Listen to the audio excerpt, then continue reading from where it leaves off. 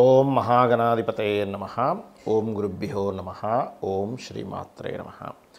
పరమేశ్వర స్వరూపమైనటువంటి జ్యోతిష, వాస్తు మరియు ఇతర అనేకమైనటువంటి శాస్త్రములను మనకు అందించినటువంటి మహర్షులకి నమస్కారం. హయగ్రీవ హయగ్రీవ హయగ్రీవేతియో వదేత్ తస్య నిస్సరతే వాణి జన్హుకన్యా ప్రవాహవత్. అరుణాం కరుణాతరంగితాక్షీం ధృతపాశాంకుశపుష్పబాణచాపాం అనిమాదిభిరావృతాం మయూకైః అహమిత్యేవ విభావయే భవానీం. శ్రీమాత్రే నమః. ప్రేక్షకులకి ఆ లలితాంబిక అమ్మవారి యొక్క అనుగ్రహం పరిపూర్ణంగా కలగాలని మనస్ఫూర్తిగా కోరుకుంటూ మనం ఈరోజు చెప్పుకోబోయేటువంటి టాపిక్ ఏమిటి అంటే శని వక్రత్యాగము. నవంబర్ 16వ తేదీ నుంచి 4.5 నెలల పాటు వక్రత్యాగంలో కుంభంలో ఉంటాడు. అంటే ఇన్ని రోజులు వక్రించున్నాడు, రెట్రోగ్రేషన్ అంటారు. అంటే ఆయన వెనక్కి తిరగడు, గుర్తుపెట్టుకోండి. ఈ ప్లానటరీ పొజిషన్స్ ఏవైతే ఉన్నాయో, ఈ భూమి తిరిగేటువంటి విషయం కానివ్వండి, సూర్యుడు ఉన్నటువంటి పొజిషన్ కానివ్వండి, శని ఉన్నటువంటి పొజిషన్స్ కానివ్వండి, వెనక్కి వెళ్ళినట్టుగా సర్క్యులేషన్లో అనిపిస్తుంది. అప్పుడు ఏమవుతుంది, వెనక్కి వెళ్ళినట్టుగా అనిపించినప్పుడు ఆ ఫలితాలు కూడా వెనక్కి వెళ్ళినట్టుగానే ఉంటాయి. ఇప్పుడు ఈ వక్రగతి పోయింది, స్ట్రైట్ అయ్యి ఇక్కడ కూర్చున్నాడు.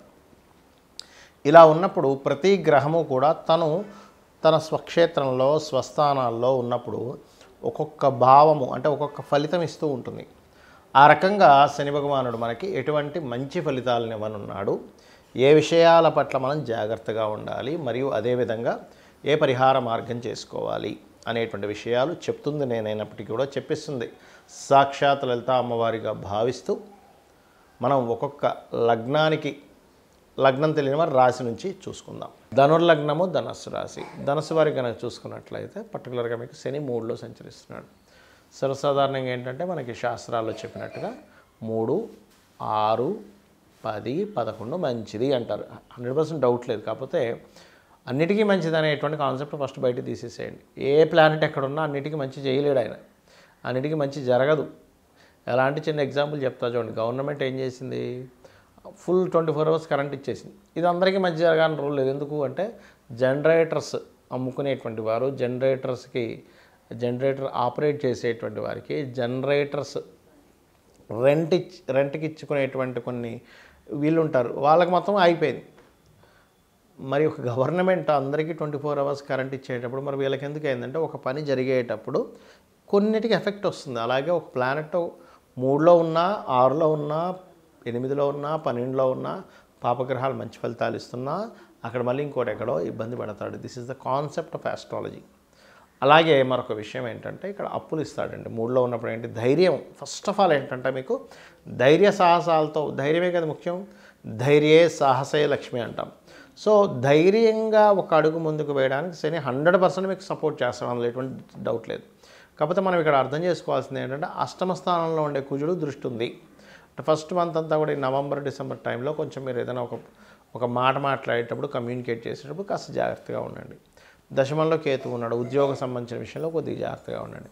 కాకపోతే ఇక్కడ ఈ శని అప్పు, లోన్స్ రావడానికి, బిజినెస్ ఇంప్రూవ్మెంట్స్కి ఖచ్చితంగా తోడ్పడతాడు 3లో ఉన్నటువంటి శని, గుర్తుపెట్టుకోండి. కాకపోతే ఇక్కడ మీరు వాహనం మీద వెళ్ళేటప్పుడు, లాంగ్ జర్నీ చేసేటప్పుడు కొంత జాగ్రత్త వహించండి. బికాజ్ ఆఫ్ లాంగ్ జర్నీస్ ద్వారా ఒక్కోసారి చూడండి మంచిగానే నడుపుతారు, కానీ అప్పుడే నిద్ర వస్తుంది ఇలా నడిపేవాడికి, ఏదో తగులుతుంది వెహికల్. కాబట్టి ఈ యొక్క విషయాల్లో కాస్త జాగ్రత్తగా ఉంటూ, ముఖ్యంగా మీరు లక్ష్మీ నృసింహస్వామి యొక్క ఆరాధన, గోవులకి బెల్లం తినిపించడము, శని కుజ కేతు గ్రహాల దగ్గర దీపారాధన చేయడము, ఇవి ముఖ్యంగా చేయండి. వీలైతే రాహుగ్రహం దగ్గర కూడా దీపారాధన చేయండి. మీకు ప్రధానంగా నేను చెప్పేది ఒకటే, యాన్సిస్టర్స్ ప్రాపర్టీ విషయాల్లో అంటే తాతగారు ఆస్తికి సంబంధించిన విషయంలో తొందరపాటు నిర్ణయాలు పనికిరాదు. సంతానం విషయంలో, ప్రేమ వ్యవహారాల విషయంలో కూడా తొందరపాటు నిర్ణయాలు పనికిరాదు. కొంతమంది సినిమా ఫీల్డ్లో, క్రియేటివ్ ఫీల్డ్స్లో ఉంటారు, అక్కడ తొందరపాటు నిర్ణయాలు పనికిరావు. మెడికల్ పరంగా కానీ ఈ జాగ్రత్తలు తీసుకోండి. అన్ని విధాలా మీకు శత్రువుపై విజయం అయితే ఖచ్చితంగా ఇస్తాడు శని. చాలామందికి ఒక అపోహ ఉంది, ఏమిటంటే శని భగవానుడు అని పేరు వినగానే అమ్మో శని. ఫస్ట్ ఆ అపోహ, ఆ కాన్సెప్ట్ మైండ్లో తీసేసేయండి. శని అంటే ఎవరో కాదు, నవగ్రహాలు అంటే ఎవరో కాదు, గుర్తుపెట్టుకోండి. మీ యొక్క ఆలోచన విధానం నుంచి బుధుడు, మీ యొక్క మానసిక స్థితి, పూర్వజన్మల్లో పాస్ట్ లైఫ్లో మానసికంగా ఏం చేశారు, మానసికంగా ఎవరిని ఇబ్బంది పెట్టారు, మానసికంగా ఎవరిని చాలా క్షోభకు గురి చేశారు. Is moon your moon. అంటే మీరు, చిన్న ఎగ్జాంపుల్ చెప్తాను చూడండి. మరి రేపు పొద్దున మనకి ఎగ్జామ్ ఉందనుకుందాం, ఉదాహరణకి రేపు పొద్దున ఒక ఎగ్జామ్కి అటెండ్ అవ్వాలి. మనం ఇన్ని రోజులు ఏం చదివామో దాన్ని బట్టి అక్కడ అలా రాయగలుగుతాం, దాని యొక్క రిజల్ట్ అలా వస్తుంది. ఓకే, అలాగే మనం పాస్ట్ లైఫ్లో ఏదైతే చేశామో నవగ్రహాల పరంగా, అంటే ఉదాహరణకి రవి సంబంధం అనుకో, ఎవరికైనా మనం చక్కగా మర్యాద ఇచ్చాం, ఈ జన్మలో రవి బాగుంటాడు. మానసికంగా ఇబ్బంది పెట్టాం, చంద్రుడు బాగుంటాడు. వాక్కుతో లేదా మన బుద్ధితో మ్యానిపులేట్ చేసి అవసరమాన్ని ఇబ్బంది పెట్టాం, బుధుడు ఇబ్బందికరంగా ఉంటాడు. బాగా చేసాం మనం, మన బుద్ధితో అవతల వాడికి సహాయం చేసాం, మన వాక్కుతో అవతల వాడికి మంచి ఇది చేసాం, బుధుడు బాగుంటాడు. మనము ఎప్పుడైతే ధార్మికంగా కాకుండా అధర్మంగా అవతల వాడిని ఇబ్బంది పెట్టేశాం, ధార్మికంగా వేరు అధర్మంగా వేరు గుర్తుపెట్టుకోండి. ఇప్పుడు మీకు ఒక ఒక ఒక అవతల వాడు ఏదో కేసు వేసాడు, మీరు ఏ తప్పు చేయకపోయినా సరే మీరు ధర్మంగా పోరాడడానికి మీరు అవతల వ్యక్తి మీద మళ్ళీ ఒక కేసు వేసో ఇంకోటి చేయడం ఇది ధర్మం. కానీ మీరు అధర్మంగా ఎప్పుడైతే చేస్తుంటారో అది ధార్మికమైనటువంటిది కాదు. అప్పుడు గురువు మీకు నెగిటివ్గా అవుతాడు. ఏది అధర్మంగా వెళ్ళినప్పుడు. ధర్మంగా వెళ్ళినప్పుడు గురువు మీకు పాజిటివ్గా అవుతాడు మీ జన్మజాతకంలో. అలాగే సంతానం విషయంలో కావచ్చు, సంతానం విషయంలో రవి గురువులు పాడయ్యాడంటే మీరు ఒక పూర్వజన్మల్లో సంతానం సంబంధించినటువంటి బాధ్యత లేకుండా ఎలాగో వెళ్ళిపోయారు. That is the concept. అలా శుక్రుడు అంటే వివాహము, శని అంటే మనకి కర్మ, రాహు అంటే మాయా లేకపోతే ఈ లోకంలో ఉండేటువంటిది, కేతు అంటే మోక్ష సంబంధించిన, దైవ సంబంధించిన, జ్ఞాన సంబంధించిన ఇట్లాంటివన్నీ తీసుకుంటాం అమ్మమ్మ తాతయ్య. అయితే ఇక్కడ మన కాన్సెప్ట్ శనికి సంబంధించినటువంటి విషయంలో మీ కర్మే శని అంటే ఎవరో కాదు, బయట ఎవరో శని అనుకోకండి, మీ కర్మే శని అంటే మీరు చేసినటువంటి కర్మే శని. ఇప్పుడు చూడండి, ఎగ్జామ్స్లో మనం రాసాము, మార్క్స్ వచ్చాయి. మార్క్స్ ఎలా వచ్చాయి? మీరు రాసినటువంటి ఎగ్జామ్లో మీరు ఎంత నేర్చుకున్నారో, ఎంత క్లియర్గా రాశారో దాన్ని బట్టి మీకు మార్క్స్ ఎలా వస్తాయో, మీరు పూర్వజన్మల్లో ఎలాంటి కర్మలు చేశారో దానికి సంబంధించిన గుడ్ ఆర్ బ్యాడ్ ఇచ్చేవాడు శని. మీ కర్మనే, అంటే మీరు బ్యాంకులో అకౌంట్లో డబ్బులు ఏమైనా ఉన్నాయి, మీరు అసలు మీ బ్యాంకులో ఒక 100 రూపాయలు వేసి ఉంచారు, ఒక సంవత్సరం తర్వాత వెళ్ళి అదేంటండి లక్ష లేదండి అని ఏడుస్తారు ఎవరైనా. ఏడవడగా ఎందుకు అంటే బికాజ్ మీరు వేసింది 100 అక్కడ, మీరు ఏడవడంలో అర్థం లేదు.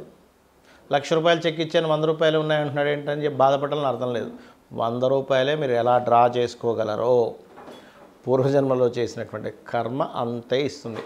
ఆ 100 రూపాయలు ఉన్నాయా, 1000 రూపాయలు ఉన్నాయా, 1,00,000 రూపాయలు ఉన్నాయా, 1 కోటి ఉందా, 100 కోట్లు ఉందా, 1,00,000 కోట్లు ఉన్నాయని చెప్పేదే శని. గుర్తుపెట్టుకోండి. అది మంచి కానీ బ్యాడ్ కానీ బికాజ్ ఆఫ్ మీరు పాస్ట్ లైఫ్లో ఏం పెట్టారు బ్యాంకులో. 12 అకౌంట్స్ అండి మనకు ఉండేవి, 12 భావాలు ఉంటాయి కదా. మీరు, మీ ధనము, మీ కుటుంబము, మీ యొక్క సిబ్లింగ్స్ ఎందుకు గొడవలు వస్తున్నాయి, ఆ అకౌంట్లు మీరు అట్లా తయారు చేసి పెట్టుకున్నారు. లేదా గృహ సంబంధించిన, వాహన సంబంధించిన లేనట్లయితే చక్కగా నేను బాగా చదువుకున్నానండి, పోయిన జన్మలో ఎవరికో మీరు జ్ఞానం ఇచ్చారు, సింపుల్ థింగ్.